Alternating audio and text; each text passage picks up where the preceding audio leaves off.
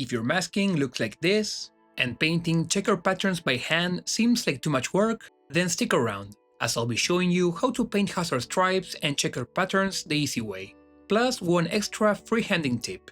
Starting with the hazard stripes, or any type of masking really, the two problems you might encounter are paint peeling and paint bleeding underneath the tape. Solving the peeling is very straightforward.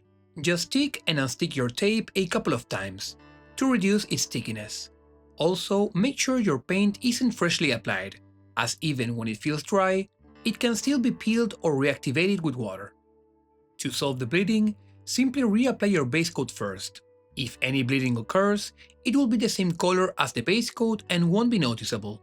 This coat will also fill in any gaps along the edge of the tape, so when you apply your desired color, the paint won't be able to flow underneath the tape. Here you can see how, while the top came out perfect, the bottom center still got a small amount of bleeding.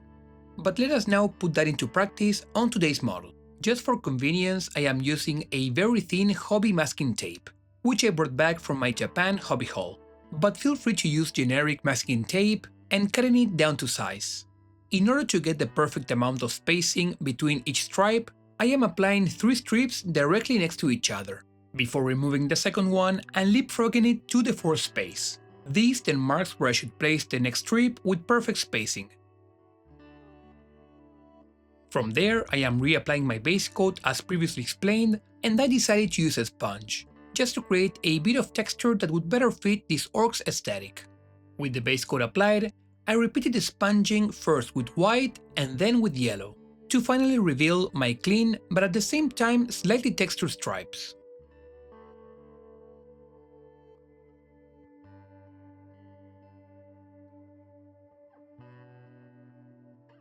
Before painting the checkered pattern, here is a small tip that will come in handy moving forward.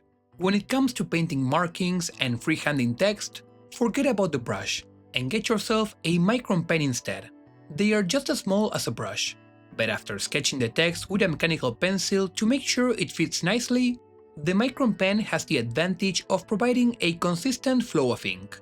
Not only do you not have to worry about the paint drying on the tip of the brush, but you also don't have to worry about pressing down too hard or too lightly to get a consistent thickness. This also comes in handy for scribbling some very tiny text on Space Marine purity seals. Again, the fact that you don't have to worry about paint dilution or how hard you press down makes this a must-have tool for any painter who is more focused on gaming than display-level painting. Finally, for the checkered pattern, like before, I recommend using a mechanical pencil to first sketch out the design. The graphite can easily be cleaned off if necessary with a brush and some water.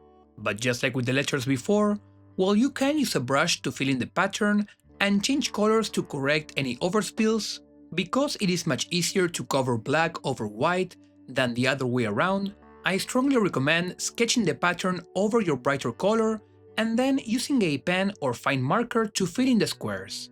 Just like before, having a consistent flow of ink, where you don't have to worry about how hard or how lightly you press down, allows for a much more precise and faster workflow. I loosely fill in the squares before using my Micron pen to easily sharpen up the edges, but you can always use the Micron pen to do all the work for you. One final recommendation when using pens and markers is to apply a light filter over them. While it won't affect them too strongly, it will also affect the black slightly, helping to blend it better with the surface. The sepia ink worked perfectly for both the Space Marine and the Orc, as a way to either age or dirty the surface. As always, I hope you found the video helpful and that these tips make your hobby a little easier. If you'd like to support the channel, consider checking out the affiliate links down in the description. They don't cost you anything extra and support me to continue uploading weekly. Thank you for watching, and I'll see you in the next one.